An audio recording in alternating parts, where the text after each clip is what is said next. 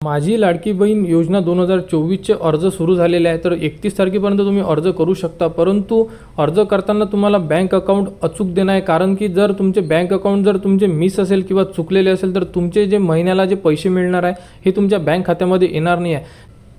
तर ज्याही महिला अर्ज करत आहेत ते विचारत आहे की आमच्याजवळ पोस्ट ऑफिसचे बँक अकाउंट आहे हे चालेल का, SBI हे चालेल का, कोऑपरेटिव्ह बँकेचे बँक अकाउंट आहे हे चालेल का। तर तुम्हाला कोणते बँक अकाउंट चालणार हे आपण या व्हिडिओमध्ये बघणार आहे। तर बघा, तुम्ही गव्हर्नमेंट जेही बँक असेल त्या बँकेचे तुम्ही अकाउंट काढू शकता, किंवा यामध्ये जे जसे ॲक्सिस बँक आहे, IDBI, bank of Maharashtra, bank of India, Indian overseas bank, Canara bank, Kotak bank, अशा प्रकारे बँक असेल तर तुमचे अकाउंट चालणार आहे।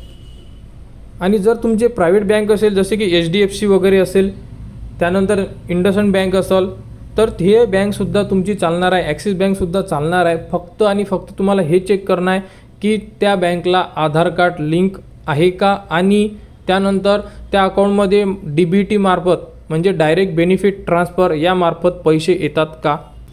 कारण अर्ज भरत असताना आपल्याला बघा बँकेचा संपूर्ण जो तपशील आहे हा विचारण्यात येते। इथे बँकेचे नाव, बँक खातेधारकाचे नाव, खाते क्रमांक आणि IFSC कोड, आणि 10 नंबरच्या पॉईंटवर काय दिलं आहे तुम्ही बघू शकता, आपल्या आधार क्रमांक बँक खात्याला जोडले आहे काय। तर जिथून तुम्ही अकाउंट काढलेलं आहे तिथे एकदा कन्फर्म करा की तुमच्या अकाउंटवर डायरेक्ट बेनिफिट ट्रान्सफर म्हणजे DBT मार्फत पैसे येऊ शकतात का।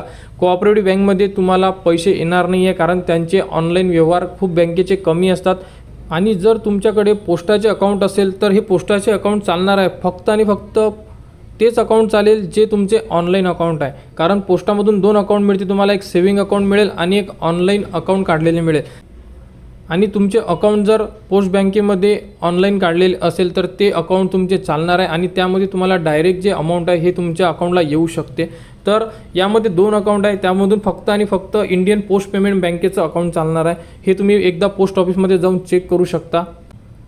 तर तुम्ही यामध्ये दिलेल्या बँकेचे अकाउंट असेल तर तुम्हाला कोणताही प्रॉब्लेम येणार नाही आहे। फक्त आणि फक्त बँकेला एकदा हे कन्फर्म करा की डायरेक्ट अमाऊंट जी आहे म्हणजे DBT मार्फत तुमच्या अकाउंटवर जमा होणार का, हे एकदा कन्फर्म करून घ्या। आणि तुमच्या बँकेला आधार कार्ड लिंक आहे का हे एकदा कन्फर्म करा, त्यानंतर तुम्हाला कोणत्याही प्रकारची अडचण येणार नाही आहे।